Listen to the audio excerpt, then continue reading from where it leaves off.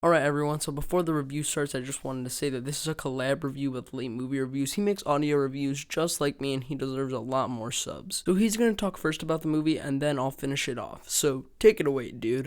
Mike and Dave need wedding dates. I've heard a lot of mixed reviews for this thing, but I'm checking it out anyway, because I like Zac Efron and I like comedies. And since I'm doing a collab review, I thought I'd like to mention something. My name is also Michael, and look what I did to the thumbnail. Look at that, Mike and Mike need a collab vid. But okay, let's continue the review with Mike and Dave need wedding dates. There's really not too much to say about this movie, except for, it was just decent. It had me laughing pretty hard at a few scenes. But okay, I was gonna give this movie a 7 out of 10. But it did the same thing that Zootopia did to make it break its last leg. Zootopia was at a 6 out of 10. And it did the thing that most movies do that I just hate at this point. It's such a cliche. It's like no movie is smart enough to know how to transition the second act into the third act anymore. So all they have to do is make the two main characters with the best chemistry hate each other. Then like 2 minutes later, they're just friends again. And that's what this movie did. And it was so lazy. Little side note, but why are people not really believing that this movie's based off of a true story? It's actually believable, but I think besides the fact that they went on the Wendy show, I don't know if that actually happened. I don't watch the Wendy show. I mean, you can easily tell when stuff has actually happened, but then you can easily tell when it's just really plain ridiculous, and you obviously know that it didn't happen. So if you're gonna make the stupid argument, oh, the movie's bad because it didn't actually happen, then you should not be analyzing a film. So overall, I had a fun time with this movie. I was gonna give it a 7 out of 10 until, the whole second act and the third act, characters hating each other for 2 minutes and then they love each other again. Then I was like, oh, that brought the movie down a lot, but I still had a fun time with it, so I'm giving this one a 6 out of 10. So huge shout out and a huge thank you to Random Mr. 411 for letting me collab with him in this review for Mike and Dave Need Wedding Dates. It was a really, really fun time making this video.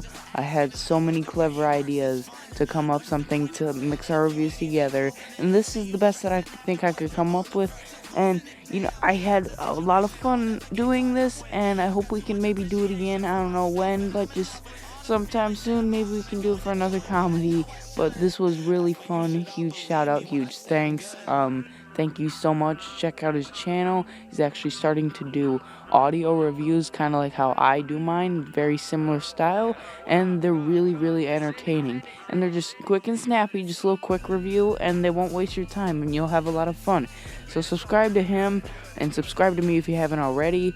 And thank you for watching. Bye. Alright, so I'm not sure what he said about the film as of this recording, so I'll just say, great opinion, fam. But anyways, what is up, guys? Random Mr. 411 here, and today I'm obviously going to be talking about Mike and Dave Need Wedding Dates. The movie is about how the Stengel brothers, being played by Zac Efron and Adam Devine, have to find dates for their sister Jeannie's wedding. So after going on the Wendy Williams show, two trashy girls being played by Anna Kendrick and Aubrey Plaza act like good, respectable girls just to get the chance to go to Hawaii, and shenanigans ensue. So I was really looking forward to this movie because not only did it have a great cast, but the director of the movie last year actually directed the HBO original 7 Days in Hell, which I thought was pretty funny. Then I saw how it was being bashed by critics, and that got me a little iffy. But walking out, I really enjoyed this film. It's nothing I'm gonna remember, but for the time watching it, it was entertaining. First, the chemistry here between everyone is great. Devine and Efron really seem like brothers, and Plaza and Kendrick really seem like friends. And when the quote-unquote relationships begin between Devine and Plaza and Kendrick and Efron, they seem real as well. Seismansky's direction here is good as well. I never really felt bored in the movie, and I never really felt like checking my phone. And the writing isn't half bad either. Admittedly, there are some jokes that are dumb or go on for way too long, but when they hit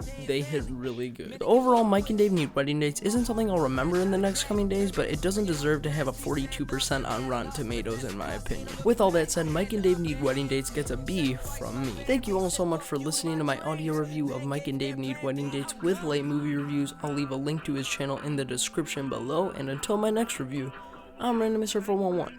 I will see you all later.